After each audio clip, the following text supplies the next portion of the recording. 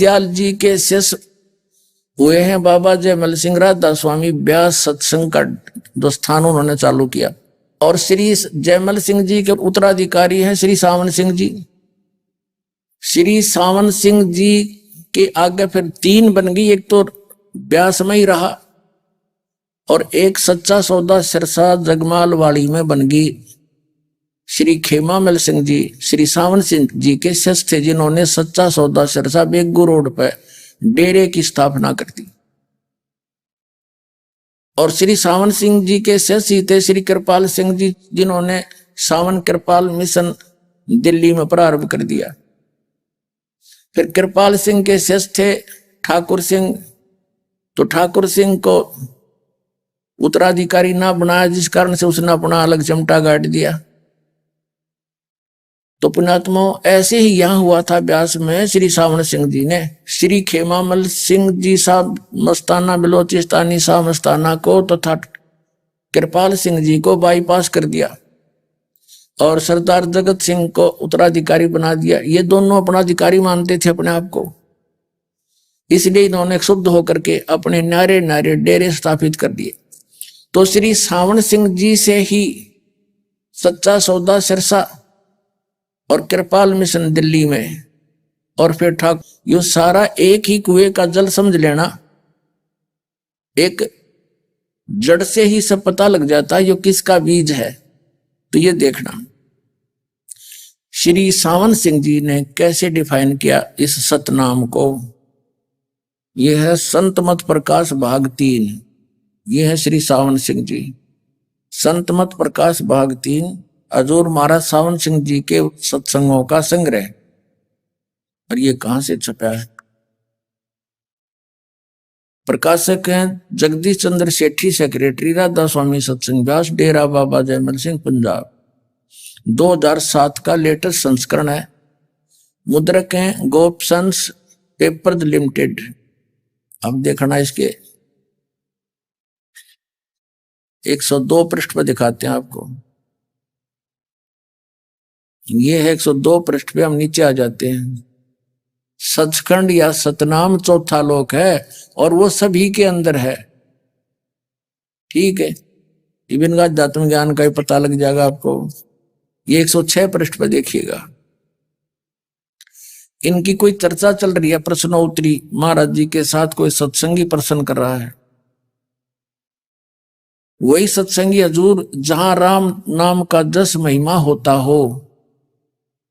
तो महाराज सावन सिंह जी कहते कौन से राम की बात कर रहा है तू? सत्संगी कहता क्या राम बहुत सारे हैं? महाराज सावन सिंह जी कह रहे हैं राम 4 हैं, आपका इशारा कौन से राम की तरफ है? अब 107 पर आ गया। वही सत्संगी हजूर 4 रामों को खोल कर बताइए। महाराज जी सावन सिंह जी लागे फिर डिफाइन करन। ये परमात्मा की वाणी है कबीर जी की। एक राम दशरथ घर डोले, एक राम घट घट में बोले, एक राम का सकल पसारा, एक राम तेरे बुनते न्यारा। अब ईसन किया, इसका अनुवाद किया श्री सावन सिंह जी ने। पहला राम राजा दशरथ के बेटे जो त्रेता युग में हुए अवतार थे, आए और अपनी ड्यूटी अदा करके चले गए, लेकिन अब हमें नहीं मिल सकते, हमारा काम नहीं कर सकते। दूसरा राम मन जो घट घट में व्यापक है, और तीसरा राम ब्रह्म जो सारी त्रिलोकी को पैदा करता है, और चौथा राम सतनाम, ये असली राम है। अरे वाह देवताओं, इनका ये सतनाम नहीं समझ में आया आज तक। अरे ये बात करें सचखंड और सतलोक की ध्यान लगाने की। ये सतनाम 2 अक्षर का है, ये जाप करण का है। इस सतनाम से वो सतलोक और सचखंड प्राप्त होगा। सचखंड वो स्थान है जहां भगवान रहता है, अमर पुरुष रहता है, साकार है, नर आकार है, मनुष्य दृश्य, और वहां पर ऐसी ही सृष्टि है जैसी यहाँ पर है। और वहां भगवान है नहीं तो हम के टिंडे लेंगे वहां जाकर, भटक रहे भगवान के लिए और फिर भी उनके पीछे लाग रहे अनाड़िया के भोली आत्मा। इन ज्ञान तो था नहीं, बगैर ज्ञान के इन हमारी इन अंडोला बना रखा था। कोई जैसा भी कह देता हमें सारी सच्ची मान लेते क्योंकि उनको टीचर मानते थे। अब दास के वचन इस सत्संग के सुनने से आपको पता चलेगा कि जो शब्द दास ने बोला है कि विश्व के अंदर किसी के पास अध्यात्म ज्ञान नहीं है। हमारे सदग्रंथों में विद्यमान है वो, लेकिन ये समझ नहीं सके। जैसे जिन महापुरुषों को परमात्मा मिले सीधे आकर मिलते हैं, उनका विधान है। आदरणीय धर्मदास साहिब जी, आदरणीय मुल्कदास साहिब जी, आदरणीय नानक देव साहिब जी, आदरणीय दादू साहिब जी, आदरणीय गरीबदास साहिब जी, गांव छुडानी, जिला दद्दर वाले, आदरणीय गीसा दास साहिब जी, गांव खेखड़ा और जिला मेरठ, उत्तर प्रदेश वाले, इनको परमात्मा सीधे आकर मिले थे।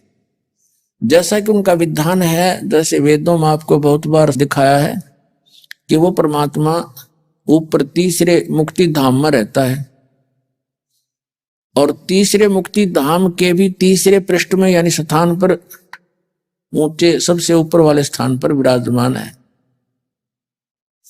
वहां से वो चलकर आता है, अच्छी आत्माओं को, नेक आत्माओं को, जो दृढ़ भक्त होते हैं उनको मिलता है। उनको मिलते हैं तो फिर उनको किस उद्देश्य से आते हैं? तत्व ज्ञान कराने के लिए वो वहां से चलकर आते हैं। आदरणीय धर्मदास साहिब जी को परमात्मा मिले मथुरा के अंदर।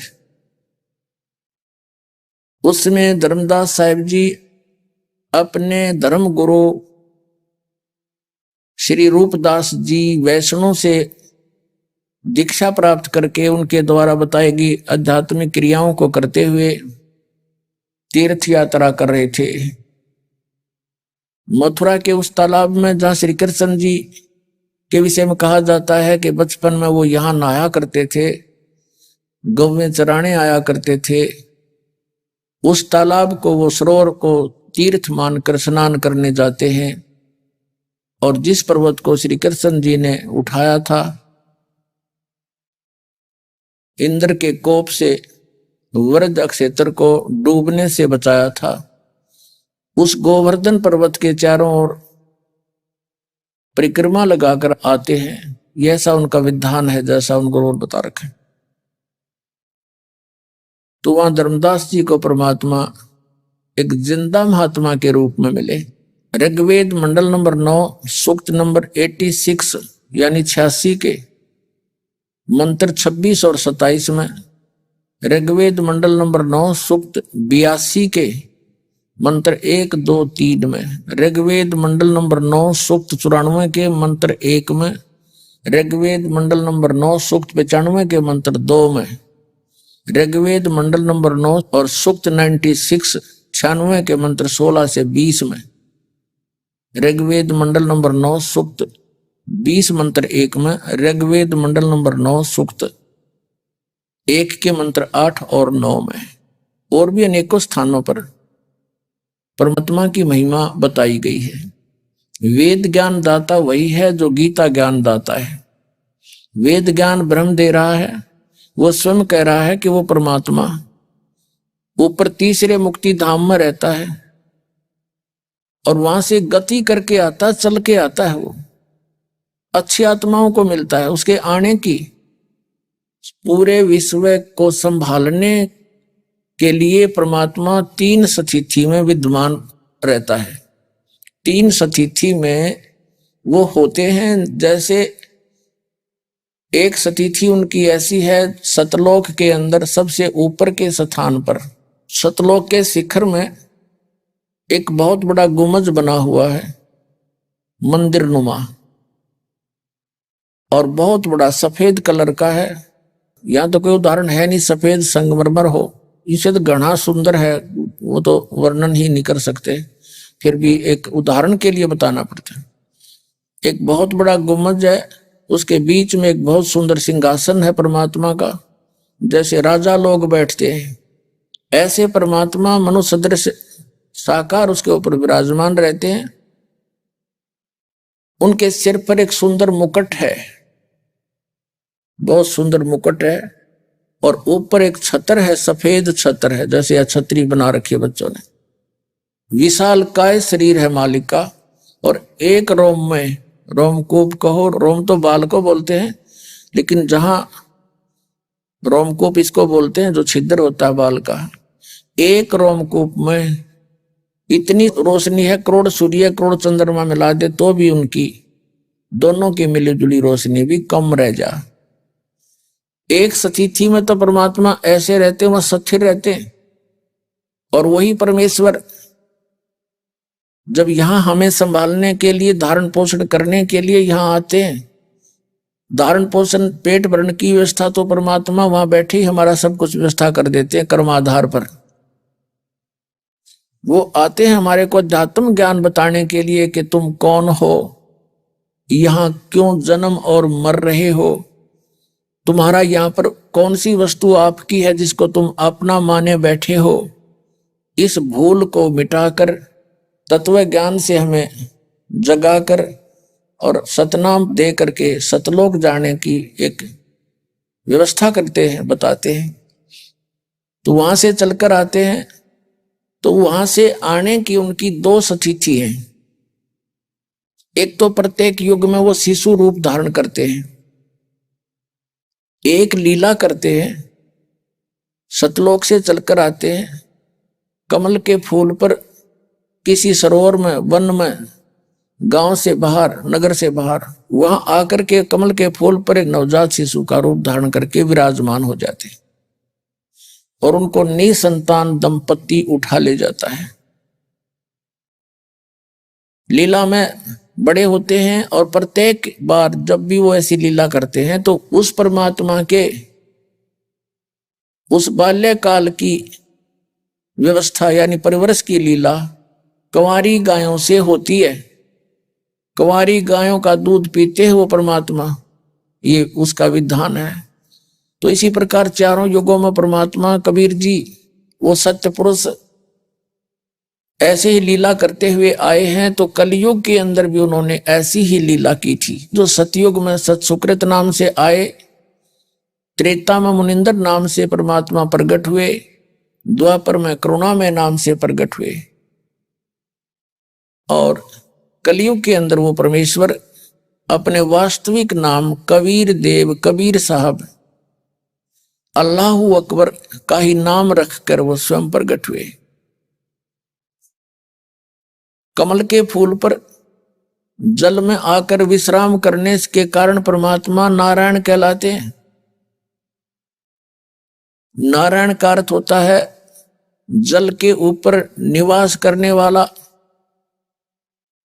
अब उस परमात्मा की प्रभुता भूलकर हमने श्री विष्णु जी को नारायण मान लिया और श्री विष्णु जी को ही हम सत्यनारायण कहने लग गए। सत्यनारायण का अर्थ है सत साहेब, सत्य साहिब। साहिब माने नारायण कहो, राम कहो, गॉड कहो, अल्लाह कहो, खुदा कहो। हम सत साहिब कहते हैं। पहले हम सत्यनारायण की कथा सुना करते श्री विष्णु जी को आधार बनाकर। श्री विष्णु जी सत्यनारायण नहीं है, इनका तो जन्म मृत्यु होता है, ये अविनाशी नहीं है। और ये स्वयं स्वीकार करते हैं। श्रीमद् देवी भागवत गीता प्रेस गोरखपुर से प्रकाशित सचित्र मोटा टाइप 123 पृष्ठ पर तीसरे सकंद में कि हमारा तो जन्म और मृत्यु होता है, हम अविनाशी नहीं हैं। ब्रह्मा, विष्णु और शंकर हम तीनों नाशवान हैं और हम इनको सत्यनारायण मान रहे थे। तो ऐसे ये अध्यात्म ज्ञान उलझ गया था। परमात्मा ने 600 वर्ष पहले सुलझा के रख दिया था, लेकिन काल के दूतों ने कबीर पंथ में प्रवेश करके उसको फिर उससे भी ज्यादा उलझा दिया। पुण्यात्माओं, परमात्मा का पाना बहुत आसान है, क्योंकि यह साधना बहुत सिंपल है, साधारण है बिल्कुल। इन अज्ञानी ऋषि महर्षि संतों और इन नकली सतगुरुओं ने इसको इतनी कठिन बना दी कि 2.5 घंटे सुबह बैठो, 2.5 घंटे शाम, सारा दिन मजदूरी करनी आदमी, और 2.5 घंटे बैठेगा क्यों करे, और 2.5 घंटे सुबह कैसे बैठेगा और क्या करेगा। ध्यान लगाओ बस। सूरत शब्द का नहीं पता इन्हें, सूरत क्या होती है, शब्द क्या होता है। इन्होंने सूरत शब्द को कैसे मान रखा कि अंदर कान बंद करके आनंद सुनो। हर परमात्मा कहते हैं इस पिंड कहो, चाहे इसे अंड कहो, शरीर कहो, या एक ब्रह्मांड कहो, इसके अंदर जो भी कुछ सुनता या दिखाई देता है वो सब काल का है। और कबीर साहब कहते हैं हमारा तो जो हमारा देश है सतलोक है, इस अंड और पिंड के पार सो देश हमारा है। आदरणीय गरीबदास साहिब जी को परमात्मा सचखंड लेकर गए, फिर उनको वापस छोड़ा। तब उन्होंने परमात्मा की उस वास्तविक धुन को सतलोक में सुना और फिर यहां देखा इस पिंड के अंदर वो नहीं है, उसे मिलती जुलती नकली धुनें इसके अंदर हो रही हैं। तब आदरणीय गरीबदास साहिब जी ने कहा था कोई हैरे परले पार का जो भेद कहे जनकार का। कोई है वहां गया हुआ वापस आया तुम्हारे में से जो उस जनकार यानी उस सतलोक में हो रही धुन का कोई जिक्र करे। तुम सुनो इसके अंदर और बात करो सतलोक की। जो भी इस पिंड के अंदर सुनाई देती है ये काल की धुन है, इसने नकली बनवा रखी है। ब्रह्मलोक के अंदर इस काल के एक ब्रह्मांड में एक ब्रह्मलोक है, उस ब्रह्मलोक के अंदर इस काल भगवान ने नकली सतलोक, नकली अलखलोक, डुप्लीकेट अगम और अनामी लोक बना के जीव को भ्रमित करने के लिए यहां पूरा जुगाड़ जोड़ रखा है।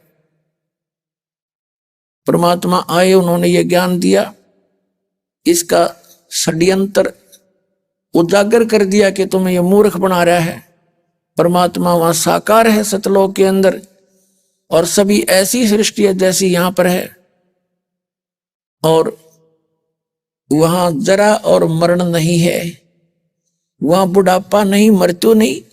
हम तो इतने ढीठ हैं, अगर यहां बुढ़ापा ना हो और यहां मौत ना हो हमारी, हम तो कोई दिक्कत नहीं आड़े से कितनी गर्मी लागे जाओ, कितनी सर्दी लागे जाओ, हम यहीं पड़े रहेंगे। कौन मर कर राजी है बताओ। बात बनावन के सचखंड में प्रकाश ही प्रकाश है और उसके अंदर आत्मा ऐसे मिल जाती जैसे बूंद समुद्र में। डूब कर मर जाओ फिर तो समुद्र में जाके यहीं मर जाओ, कोई बात हुई या कोई है किसी की हिम्मत समुद्र में जाके छलांग लगाओ ला मर जाऊं मैं, भगवान मिलता होता है। ये बनावटी बातें हैं। अब वहां पर ऐसी ही सृष्टि है लेकिन ये डुप्लीकेट है, ये तो एक मिट्टी के खिलौने समझ लो और वो सोने के आभूषण है, सोने का नाश नहीं होता। तो कहने का भाव यह है, ये तो एक फॉर एग्जाम्पल बता रहे हैं आपको। अब जो प्रसंग चल रहा है कि वो परमात्मा प्रत्येक युग में आते हैं और श्रीमद् भगवत गीता अध्याय नंबर 7 के श्लोक नंबर 29 में कहा है कि मेरे इस ज्ञान को आश्रय करके, क्या आश्रय करके, चौथे अध्याय के 32 और 34 श्लोक में कहा है कि खुद परमात्मा अपने मुख कमल से आकर और तत्व ज्ञान बोलता है। वह सच्चिदानंद घन ब्रह्म की वाणी होती है, यानी कबीर वाणी है, वो तत्व ज्ञान है। उसके अंदर अध्यात्म मार्ग का यथार्थ ज्ञान और विस्तार के साथ कहा जाता है। उस तत्व ज्ञान को तो तत्वदर्शी संतों के पास जाकर समझ, उनको दंडवत प्रणाम करने से, कपट छोड़कर उनकी सेवा करने से वो तत्वदर्शी संत तुझे तत्व ज्ञान का उपदेश करेंगे। ये हो गया। तो तत्व ज्ञान का तत्वदर्शी संत उपदेश करेंगे और वो सच्चिदानंद घन ब्रह्म की वाणी के जानकार होते हैं, यानी कबीर वाणी के। तो तत्व ज्ञान के अंदर फिर सब पता चल जाता है कि कैसा स्थान है जहां जाने के बाद जरा और मरण नहीं होता। जरा माने बुढ़ापा, मरण माने मृत्यु। इससे भी सिद्ध है कि जहां वो सृष्टि है वहां पर जहां अवृद्ध अवस्था नहीं है और मौत नहीं है, ये दो दुश्मन है हमारे। कोई बूढ़ा होना नहीं चाहता, सब न होना पड़ेगा। और दूसरे जो है मृत्यु डेफिनेट, और सबसे घना भय मृत्यु का हमने, और या दोनों कंपलसरी। तो फिर ये इच्छा क्यों रहती है हमारे को? क्यों अपने एक जीवन रक्षा के लिए इंसान रोगी हो जाता है, अपनी जायदाद को बेचकर भी अपना जीवन चाहता है ताकि कमा के फिर कर लूंगा 2 रोटी 1 कोठी, तो लेकिन जीवन नहीं मिलेगा। और फिर मृत्यु भी कंपलसरी। इसकी ये ऐसा क्यों हमारे मन में इतना दृढ़ वो है, इच्छा है? क्योंकि हम ऐसे लोक में रहते थे जहां ये दोनों दुख नहीं थे, ना बुढ़ापा था ना मृत्यु थी। इसलिए हम उसी के लिए इच्छा करते हैं। हम जीना चाहते हैं, दोनों पैर कट जाते हैं तो भी हम न सोचे कुछ और सांस मिल जाए, हाथ कट जाता है तो भी सोचे और सांस मिल जाए। कैसा भी रोगी है वो भी इच्छा करता है कुछ जीवन मिले। हम उस स्थान को छोड़ के आएंगे यहाँ पर नमक की बोरी में और खांड का स्वाद ढूंढ रहे हैं। वो तो खांड की बोरी में मिलेगा और वह खांड की बोरी सतलोक है। वहां जाने की विधि इस दास के पास है, इस पृथ्वी पर नहीं, इस ब्रह्मांड में नहीं, 21 ब्रह्मांड में नहीं किसी के पास, और गारंटीड है दास के पास।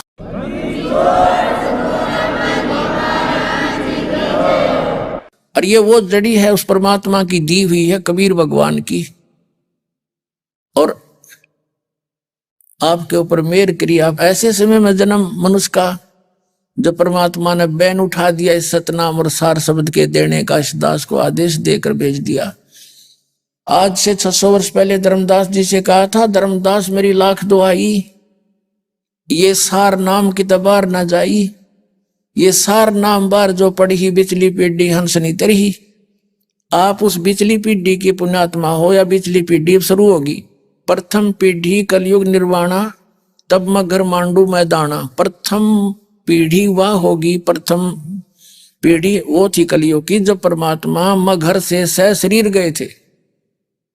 उसके बाद फिर यह बिचली पीढ़ी शुरू होगी। तो अब ये बिचली पीढ़ी है, लास्ट वाली पीढ़ी तो भक्ति के योग्य नहीं रहेंगे। अब भी इतना सतर गिरता जा रहा था, ये नास्तिक होने जा रहे थे। जितने भी ये काल के पंथ हैं, राधा स्वामी, दंदन सतगुरु, सच्चा सौदा सिरसा, जगमाल वाली और ये सिरसा वाले, और ये जितने भी जय गुरुदेव पंथ हैं या आसाराम का पंथ है, सुधांशु का पंथ है, ये तो वही बड़काले खिलौने ले रहे हैं, सीधे ही रामकृष्ण पर आधारित हैं। और ये बाल योगेश्वर, ये सतपाल के, ये कृपालु, और इनका पता नहीं क्या है का दात मार्ग का, ये ब्रह्म ऋषि कुमार स्वामी, इन कख नहीं पता।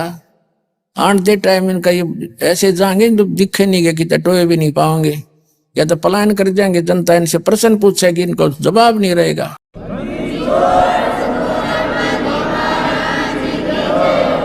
जनता को नंदा बना रखा, ज्ञानी बना दिया, अपने स्वार्थ पर सटपट करके अपना उल्लू सीधा कर रहे हैं। दास ने गला बैठा लिया, 17 वर्ष हो गए ये ज्ञान देते ने, 6 घंटे सत्संग करते हैं और ये ज्ञान समझा रहे हैं। अब इसका बेस बन गया है, अब एजुकेटेड पर्सनों के अंदर परमात्मा का ज्ञान पहुंच गया। अब देखना ढूंढा पाटेगा कुछ दिनों में, पूरे विश्व में जाएगा। ये कोई बालकों का खेल थोड़ा, भगवान का चलाया हुआ ये।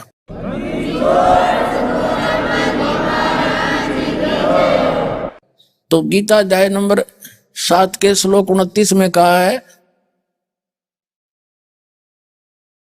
कि मेरे इस ज्ञान को जो आधार बना लेगा, तत्वदर्शी संतों को खोज लेगा, तो उनको फिर यहाँ की किसी वस्तु की इच्छा नहीं रहेगी, क्योंकि इस तत्व ज्ञान के अंदर यही बात दृढ़ की जाती है कि तुम यहाँ के वासी नहीं हो, ये आपका ठिकाना नहीं है, ये संपत्ति और संतान आपकी नहीं है, आपके साथ भूल भुलैया कर रखिए। कल ना आपकी मृत्यु हो जाती है, आज कोठी भी, कार भी, बेटा और बेटी सब कुछ है, आपकी मृत्यु होगी, आप गधे बन गए, आपका क्या था इसमें। अब परमात्मा कहते हैं अब जो कुछ भी है तेरा संस्कार है, इसके रहते रहते अब ये काम शुरू कर। ये भी रहेगा, अपना संस्कार भी पूरे करेंगे। और जब इंसान अपने प्रयत्न से थक लेता है, राजा लोग भी थक जाते हैं व्यवस्था में, तब वो भी भगवान से ही कुछ ऐड चाहते हैं, मदद चाहते हैं। और हमारे को भगवान की मदद भी साथ में लगेगी, आपका परिवार भी सुखी रहेगा, आप भी सुखी रहोगे और भगवान में दृढ़ होते चले जाओगे। इस ज्ञान को रह रहकर सुनकर यहाँ से आपकी मन हट जाएगा कति। फिर आप केवल यहाँ से एक ही इच्छा करोगे, भगवान हमें वो स्थान मिले जहां जरा और मरण नहीं है, जहां आशा ता बासा होई, मन कर्म वचन सुमरियो सोई। अब जैसे आप मरण लग गए, मृत्यु हुआ है, मृत्यु होने लगी, आपकी आशा रहेगी मेरे बेटिया का क्या होगा, मेरी बेटी का क्या होगा। ये छोटे छोटे बालक हैं, इनके छोटे छोटे बच्चे तो छोटे रहेंगे, पहले अपने छोटे थे, फिर पोते छोटे हो गए। ये तो एक सिलसिला जारी रहेगा। फिर अपनी ब्रांड मट्टी हम फिर करा लाए निवासता रख के, फिर वही मृत्यु हो जाती है और वही फिर पशु बन के उन्हीं के लट खाते आकर के हम। अब ये सोचना चाहिए कि मृत्यु तो डेफिनेट है और पुनर्जन्म हो गया तो उस अतिथि में वहां तुम आ नहीं सकते, ना आपका याद, ना परिवार वालों के याद ये कौन आ गया हमारे घर में। तो यहां से तो आपने जाना ही पड़ेगा। अपने इस कर्तव्य का पालन करते हुए साथ के साथ भगवान की असत भक्ति करते रहना, और इस ज्ञान को आधार बनाकर आपकी यहां से आस्था कति हट जाएगी। यहां आपकी सपने में भी इच्छा नहीं रहेगी सत्कर्म मान लेना। एक दिन इतने दृढ़ हो जाओगे, यो ज्ञान ऐसा है। ऐसा नहीं कि अपने बच्चे बुरे लगेंगे या घर रिश्तेदार कोई बुरा लगेगा, नहीं, लेकिन ये पता लग जाएगा यो अपना नहीं है, ये मेरा है नहीं। जैसे हम किसी सफर में जा रहे हैं, किसी बस में या ट्रेन में बैठे हैं, कंपार्टमेंट में सबके साथ प्यार से बैठे हैं। सभ्य व्यक्ति तो हमेशा दूसरों के सुख देते हैं। कोई खड़ा है, ताजा भाई बैठ जा, ऐसी भी हम मदद करते हैं। कोई रोगी बीमार है तो उसके लिए चाय लाते हैं, फटदे बनवा कर उसको प्यार देते हैं, फल लाते हैं, औषधि देते हैं।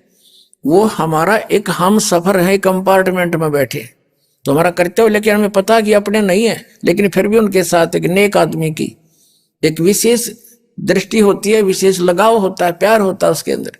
लेकिन वो प्यार सिर्फ उस हम सफर होने के उस समय का ही है, आगे नहीं है। उसको पता ये अपने नहीं है। स्टेशन आया, उतर कर चल भाई, जितना कर्तव्य था वो एक सज्जन पुरुष का, वो करते ही रहना चाहिए हमें। तो इसी प्रकार हम इस घर परिवार रूपी एक ये हम सफर हैं और एक कंपार्टमेंट में बैठे हैं, इन्हों सोच ले। और फिर हमने यहाँ से अपना स्टेशन आते उतर जाना है। फिर इनका हमारा काम इतना था, बस हमारा जितना फर्ज था, जितना शिष्टाचार था पूरा किया, चलो भाई। तो एक दिन आपकी ऐसी स्थिति आएगी और तब यहां से पीछा छूटेगा। भक्ति पैरेलल हो, नाम की कमाई बहुत काम करेगी, और आपकी आस्था नहीं हटी तो नाम की कमाई भी यूजलेस है। वो कमाई तो मिलेगी, लेकिन फिर पुनर्जन्म हो जाएगा, किधर राष्ट्रपति बन जाओगे, कहीं पर स्वर्ग में जाके देवता बन जाओगे, तो वह पूंजी नाश करके फिर मुंह लटका के यहीं पृथ्वी पे फिर धक्के खाओगे। तो ये अध्यात्म तत्व ज्ञान जो है, ये इस प्रकार हर तरह से आपको सुचारू करेगा। आपको कंप्लीट अध्यात्म ज्ञान जब मिलेगा तभी ये बात बनेगी। आपको श्रीमद् भगवत गीता अध्याय नंबर 7 का श्लोक 29 दिखाते हैं, जिसमें कितना क्लियर कर रखा है। ये देखिएगा, श्रीमद् भगवत गीता, गीता प्रेस गोरखपुर से प्रकाशित है और जयदयाल गोविंद का इसके अनुवादक है। अध्याय 7 और श्लोक नंबर 29 है, नीचे है, यहां देखो 29। जरा मरण मोक्षाय माम आश्रित्य यतन्ति ये ते ब्रह्म तत् विदु, विदु माने जानते हैं, तत् ब्रह्म, और कृत्स्नम माने सारे, कंप्लीट स्पिरिचुअल नॉलेज, कृष्णम अध्यात्म, कर्म च अखिलम, और सभी कर्मों से वो परिचित हो जाते हैं जो मेरे आश्रित। कृष्णम माने संपूर्ण अध्यात्म को, और अखिलम माने सब कर्मों से वो परिचित हैं, विदु हैं, जानते हैं। अब इन्हीं का अनुवाद सुनाते हैं।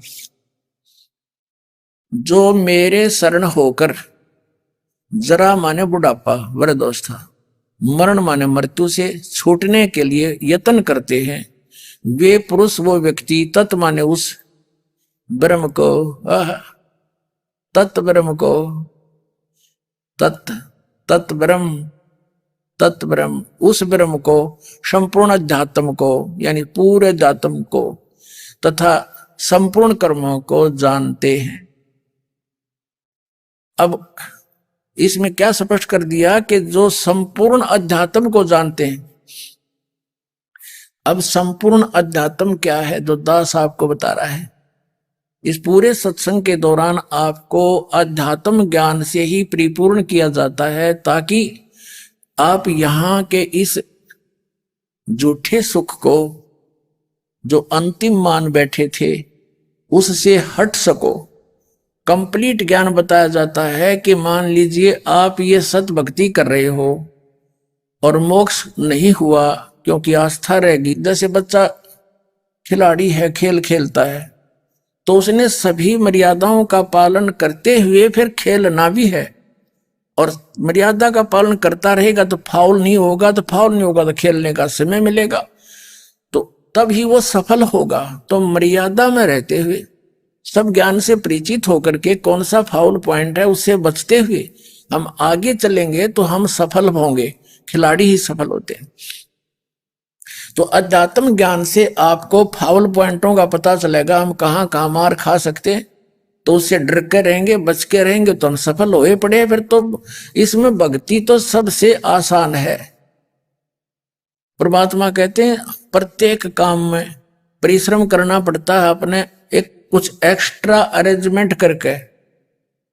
अब जैसे एक रोटी बनाती बहन बेटियां, उनके सारे तो आइटम याद भी ना हो जाए, बताने लागू था कि चूल्हा चमटा पलटा है, कि नमक मिर्च सब्जी है, फिर पता नहीं के सांग जोड़ के, फिर गैस सिलेंडर लकड़ी चूल्हा, और दोनों टाइम 2-2 घंटे 1.5-1.5 घंटा लग जाता उनको काटन छोलन और बनाने में, और दोनों 3-3 टाइम बनाती है। उसमें कितना जुगाड़ जोड़ना पड़ा, और फिर भी बना के छोड़ना, क्योंकि हमने उसकी आवश्यकता है, उसकी महिमा से हम परिचित हैं, आवश्यकता से। और इसमें कुछ भी ना लगता, चलते फिरते उठते बैठते मालिक को याद रखे, सिमरन करे मंत्र का। सफर जा रहे हो, सुबह घूमने गए हो, हाथ में माला और परमात्मा का नाम लेते जाओ, 1 घंटा 1/2 घंटा जाने में, 1/4 घंटा 1/2 घंटा घंटा आने में मालिक को याद करते जाओ। बैठ के लेट के जैसी भी सुविधा आपको वैसे मालिक को याद करो। काम करते करते नाम उठत नाम बैठत नाम सोत जागवे, नाम खाते नाम पीते नाम सेती लागवे। ये तो सूक्ष्म वेद में परमात्मा ने बताया हमें। जैसे कबीर परमात्मा सारी सृष्टि के रचनहार, और उन्होंने फिर आकर एक जुला, क्या आवश्यकता थी उनको, एक जुलाहे की भूमिका की, क्या आवश्यकता थी उनको, इसलिए कि इस धंधे में भगवान हम बच सकते हैं। और परमात्मा ये भी दिखाना चाहते थे, जुलाहे तो कठिन काम नहीं होता, ध्यान रखना पड़े, एक एक धागा के डाल डूल कर उसका मां कर फिर चलाना पड़ता है। और फिर भी भक्ति करता हूं, ये दिखाया करते मालिक के तुम भी कर सकते हो। जैसे खेत में किसान काम करता है, हमने देखे हाली क्या करा करते, रागनी गाया करते लक्ष्मी चंद की, बैला को पाछो पाछो बांटे जाते पे, मतलब अरे हम गावांगे भगवान के गुण। बीज बोते समय में बीज में भी अच्छा प्रभाव पड़ेगा, उसके खाने वालों पर भी असर अच्छा होगा उसका, भगवान की महिमा से वो ओतप्रोत होंगे। तो इसी प्रकार काम करते करते हमने उस मालिक के नाम का जाप करना है। कभी सुमन करने लग जा, कभी परमात्मा की महिमा की कोई 2-4-10 वाणी याद कर ले, उन्हें गावे और रोए, फिर मंत्र करने लग जा। सुबह के नित्यनेम करे, दोपहर की रामायणी, शाम ने फिर संध्या आरती, बीच में अपना जोटा लगे जो भगवान की भक्ति मंत्र करता रहे। तो इतना बिजी शेड्यूल हो जाएगा आपका, बकवाद का टाइम में ना मिले, ताश खेलन में समय खोआ, सारा सारा दिन बैठे रहे मुंह पाड़े, पर काम बैठ के पता नहीं के औड़ी सोड़ी राजनीति की बतलावे, ये जन्म नष्ट कर रहे हैं वो व्यक्ति। और जब ये ज्ञान होगा देखना, पार्कों में बैठ के परमात्मा की चर्चा चला करेगी। क्योंकि अब तक छक लिए रामकृष्ण की कहानी सुन सुन के, बीच में ये और पंथ आकर उनसे भी हमें रिजेक्ट कर दिया, उनके पास खुद ज्ञान था ही नहीं। तो हम नास्तिक होने जा रहे थे, और आज के दिन ऐसी स्थिति आ गई है, जो व्यक्ति ये कहता मैं ना मानता किसी ने, मैं भक्ति ना करा करूं भगवान भगवान की, मैं कोई गुरु ना बना रहा, इसमें वो गर्व महसूस करता है इस बात से, क्योंकि ये नकली संतों ने बैठा दिया, अध्यात्म मार्ग को बिगाड़ के जर दिया। तो ये दुर्भाग्य था हमारा। अब दया करी दाता ने। अब प्रसंग चल रहा है कि हम पूरे अध्यात्म ज्ञान से जब परिचित हो जाएंगे, तो तभी हम ये प्रयत्न करेंगे, यहां से जरा और मरण से छूटने के लिए दोनों दुख खड़े दिखाई देंगे आपको। अब तो हम अफलातून बढ़ रहे हैं, खूब ठीक शरीर है, बुढ़ा आदमी बैठा है लाठी के साथ, धीरे धीरे चल रहा, आराम सपीटता जाओ उसके पास से न टीटी बन के। फिर थोड़े दिन बाद से 60 साल के बाद वो बूढ़े दिखने लग जाएंगे आपने, क्योंकि ज्ञान से दिखाई देता है। वैसे तो जब तक ये ठीक शरीर है आपका, इतने कोई दुखी नहीं नजर आता, वो होगा हम नहीं, और फिर उसका दुख स्वयं दिखाई देगा। जैसा दर्द आपने हो ऐसा जान बिराने, तो फिर हमने महसूस होगा कि ये हमारे गेल भी बनेगी। लेकिन पुण्यात्माओं जिसके पास ये मालिक की भक्ति है, आप देख लेना आपका बुढ़ापा कितने प्यार से कटेगा, साथ खड़ा दिखाई देगा मालिक आपको, याद रख लेना। और जो भक्ति नहीं करते ना घर के सुने, और कदे कोई बीमारी है कदे कोई रोग है, सारा दिन कदे और कभी आंख बनवानी है तो उनमें ठीक नहीं बनी, दूनी खराबी होगी, और फिर परमात्मा की दया से सारे काम सेट होते चले जाएंगे। इसलिए भगवान की भक्ति किया करते हैं। तो यहां रहेंगे तब तक तो हमें यहां सुख देगा मालिक, और यहां से जाएंगे जब ऐसे जाएंगे, परमात्मा कहते हैं आए हैं सो जाएंगे ये राजा रंग फकीर, एक सिंहासन चढ़ के जाएंगे बंदे जा जंजीर। जाना तो उनने भी है जो भक्ति नहीं करते, मृत्यु तो उनकी भी होगी, शरीर छूटेगा, लेकिन उनको तो ये के दूध घसीट के ले जाएंगे, जो अपराधी को ले जाते हैं पुलिस वाले, और जो भक्ति वाले हैं उनको परमात्मा जहाज भेजेगा और बैठा के ले जाएगा अच्छी सीट पे, और पता भी नहीं चलेगा कब पहुंच गए वहां पर। अब जो प्रसंग चल रहा है हम उसी पर आते हैं कि जब हम संपूर्ण अध्यात्म ज्ञान से परिचित हो जाएंगे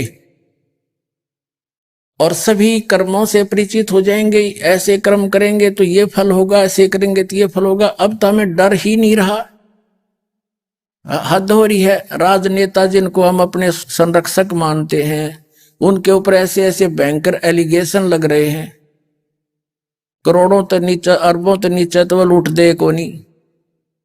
शर्म मारेंगे उस माया को, कहाँ ले जाएंगे? कर्म बिगाड़, कर्म फोड़ के, और वो यहीं रख जाएंगे सारा जोड़ा जाड़ा, और गधे बन के फिर कुमार के प्रत्येक का। परमात्मा कहते हैं तुमने उस दरगाह का मैल नहीं देखा और धर्मराज के तिल तिल का लेखा। फिर किसी का गधा बनेगा, किसी का भैंस बनेगा, किसी का घोड़ा बनेगा, किसी का कुत्ता बैठ के रखवाली करेगा। वो बेरानी कितने जन्मों में पीछा छूटेगा और फिर जाकर नरक में पड़ेगा वो राजा जो भक्ति नहीं करता, केवल माया लूटन में जीवन नष्ट कर रहा है, और उसको मिल रहा है उसके पूर्व जन्म का, उस पूर्व जन्म की कमाई को सत्यानाश कर रहा है, वो सर्वनाश कर रहा है। अब परमात्मा क्या बताते हैं? पुणात्माओं, ये अध्यात्म ज्ञान है, और अध्यात्म ज्ञान आपको होगा नहीं तो आप भक्ति नहीं कर सकते, क्योंकि आपको डर ना बने, और भय बिन भक्ति होती नहीं। और इस ज्ञान से आपको डर बनेगा, भय बनेगा। जैसे बालक छोटा होता है, नादान बच्चा होता है, वो सर्प को भी पकड़ लेता है और सर्प डस जाता है, वो मृत्यु को प्राप्त हो जाता है, गड्ढे में गिर जाता है सड़क सड़क के, और डूब के मर जाता है जल में। और कहीं पर स्पार्किंग हो रही होती है, तार गिरा हो नीचे और उसमें कोई ज्वाइंट लूज हो, उसमें स्पार्किंग हो रही हो, उसको आतिशबाजी जानकर पकड़ लेता है और मृत्यु को प्राप्त हो जाता है। अब जब वो बच्चा समझदार हो जाता है, उसकी बुद्धि काम करने लग जाती है, फिर वो दूर से वो आप भी डरता है, क्योंकि ज्ञान से भय बना उसको कि बिजली का तार ऐसी स्थिति में हो कितना भयंकर होता है, तो उससे आप भी डरता है, अन्य को भी सतर्क करता है कि इसके निकट ना जाना, भयंकर बिजली है, इसमें पकड़ लेगी, वो करंट है, मार देगी। आप भी डरा और दूसरे को बचाया। ऐसे ही सर्प के विषय में जब न्यू पता लग जाएगा वहां से सर्प है, तो आप भी भागेगा, औरों को सतर्क करेगा कि दूर दूर होना, वहां सर्प है, और पहले उसको पकड़ लेता था और मर जाता था। तो ऐसे इस ज्ञान से आप इतने सियाणे हो जाओगे, और फिर आपने ये विष दिखाई देगी, रिश्वत, दूसरे को लूटना, मिलावट करना, किसके लिए? देखो, इसका समाधान कंप्लीट होगा। बुद्धिमान समाज है, सब छक लिए, माया जोड़ जोड़ के थक लिए, मिलता मिलाता कुछ को ना, बिरान माटी घनी हो जाती है। और अब इसको अपनाना पड़ेगा सबने। ये ऐसा ज्ञान है, ऐसा समाधान है। हम किस लिए माया जोड़ते हैं? बड़ी कोठी बनाने के लिए, फिर विवाह शादी के अंदर अपनी प्रभुता दिखाने के लिए। ये तो है मायाधारी मस्करों के लक्षण के घना धन हो जाता है। लड़की के ब्याह में कार दे दी और बकवाद दिखा दी, डीजे डाजे बकवाद गढ़ दी। उसके पास तो धन है, पिछले जन्म का पुण्यकर्मी प्राणी है, बर्बाद कर रहा अपने उस सारे पुण्यों को। अब उसने तो कर दी वो बकवाद, क्योंकि उसके पास पैसा उपलब्ध है। अब गरीब आदमी उसकी नकल करे अपनी बेटी को कहां से वो कार दे। अब देखा देखी ये रिवाज एक बेमतलब की स्टार्ट होगी, गरीब आदमी भी दुखी पाने लगे, इस तरह के दहेज को दे करके अपनी बेटी को समझते हैं या सुरक्षित रहेगी। सपने में भी सुरक्षा नहीं हो सकती। बेटी को या बेटे को सुरक्षित चाहते हो तो मालिक से जोड़ दो, परमात्मा का आश्रय दिला दो उसको, और ये वो समर्थ परमात्मा है, भाग में ना होगा तो भी आवश्यक वस्तुएं आपको अवश्य उपलब्ध कराएगा। फिर आपको इतना ज्ञान हो जाएगा कि विवाह के अंदर हमने खर्च नहीं करना। आप भक्त बनो, आप भक्ति मार्ग पर चलने वाले बनोगे तो आपको अपने आप महसूस होगा कि जो व्यक्ति सफर करता है वो बहुत कम सामान लेकर ही चल सकता है, सारे घर न ठाकर नहीं चल सकता वो। तो हमने भक्ति मार्ग पर चलना है तो ये वजन पटकना पड़ेगा, आवश्यक लेकर गठड़ी चल सकते हैं जितना सफर में बाधा ना हो। तो इस प्रकार हमने अपने बच्चों का विवाह सिंपल वे से करना, कत्ती चौने नहीं लानी। और जो पैसे की इच्छा करता है लड़के वाला, वो भूल कर भी विवाह मत करना, बेटी चाहे कुंवारी रह जा, वो तो दुश्मन है आपका। तो कहने का भाव ये है कि कैसा माहौल बनेगा कुछ दिनों में, समझदार समझेंगे इस बात को। बेटी कितना एक शरीफ होती है, माता पिता की यहाँ सेवा करती है, आज्ञा का पालन में रहती है, यहाँ से चलेगी सारी उम्र उनके आगे वालों को भी वही काम लगी रहती है। और उसके विवाह को हमने एक दुश्मन बना लिया, हमने बेटी अपनी परंपरा फैला करके। तो सिंपल वे से ब्याह करना है अगर तुमने भक्त बनना है तो, नहीं तो आपकी भक्ति नहीं चलेगी। तो सबने ये सोचना पड़ेगा, दूसरे का पैसा लेकर कितने दिन गुजारा कर सकते हो आप। एक बेटी ने 1,00,000-2,00,000 रुपए को कर्ज वर्ज करके दे दिया तो कितने दिन काम चलेगा उसका। अपने हाथों से मेहनत करेगी, परमात्मा बरकत देगा तब उसका गुजारा होगा। तो परमात्मा की बरकत साथ दिवा देंगे हम, पहले नाम दिवा के बेटी को भक्ति कराएंगे, साथ में भगवान हो जाएगा, फिर उसको मांगेगी सो आगे दरिया पाओगा तो उससे गुजारा होगा। और दूसरे का विष लेकर के फिर उसका बैल बनकर देना होगा। आज हम दामाद बनकर लेंगे, कल हम उसके कुत्ते बनकर ख्वाली करेंगे, बैल बनकर लटकावांगे और वो सारा देना पड़ेगा। तो इसी बीमारी ने मूर्ख मोल लेगा। तो ऐसा मुकदमा कोई मूर्ख मोल ले सकता है। और जब ज्ञान हो जाएगा, परमात्मा कहते हैं जैसे किरका जहर का रंग होरी हो, कहो कौन तिस खाव राम रंग होरी हो। एक विष का कण भी कहीं पड़ा हो और यूं पता लग जाए ये विष है, लगा के दिखाइयो जीभ के, बालक तो वैसे खा कर मर जा, लेकिन बुद्धिमान तो उसने इसी जगह घेर का होगा, किसी और के भी ना हाथ लग जा बालक के, गड्ढे में खोद के गड्ढा की तरह पटकेगा ठाके। तो ये जो विष खा रहे हैं हम, अज्ञानता से चोरी करते हैं, मिलावट करते हैं, डाके मारते हैं, रिश्वत लेते हैं, तो ये विष है। और जो ऐसा कर्म करते हैं उनको दिखा दूंगा उनके अंत आपके सामने। और ये होने लग रहे बहुत से प्रमाण है। उनका अंत पूरे परिवार का ऐसा बुरा हाल हो जाता है। तो जो ऐसे कर्म करके अपना बच्चों का प्रवेश करते हैं या अपना जीविका चलाते हैं, रिश्वत लेकर के, मिलावट करके, चोरी करके, तो उनको परिवार को विष देने की आवश्यकता नहीं पड़ेगी, एक दिन आप पे काम हो जाएगा उनका। तो ये ज्ञान आपको वहां से भी वापस करेगा।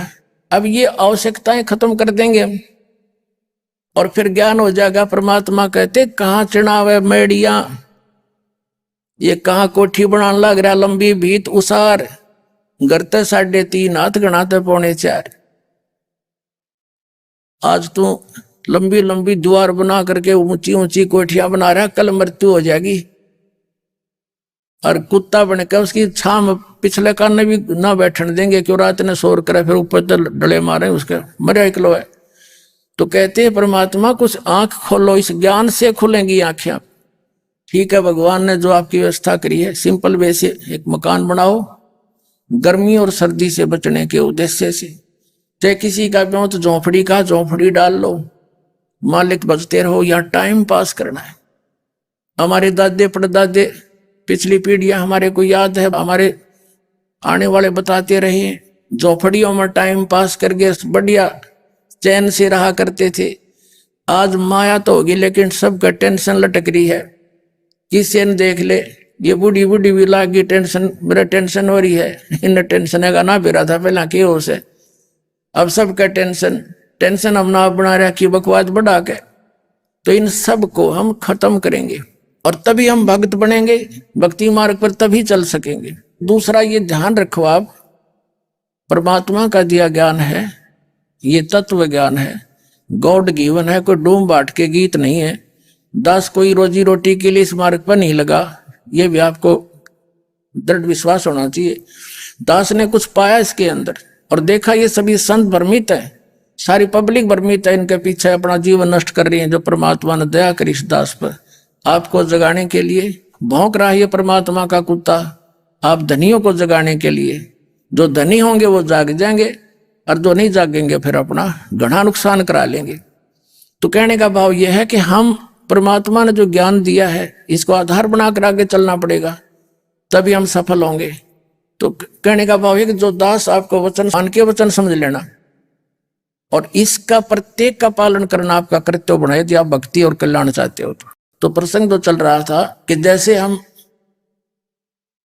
जो भी व्यवस्था करते हैं, एक तो इसको मिनिमाइज करके हम आगे बढ़ सकेंगे।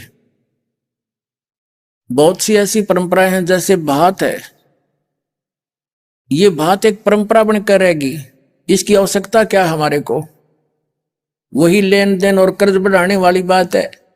और बहन सिर दर्द बनेगी, जो कहे भाई लड़की का तो कहते हैं संतान भी दुखी करे, उसका संतान का ब्याह हुआ फिर भी एक ब्याह उनका शुरू हो जाता माम्या गए।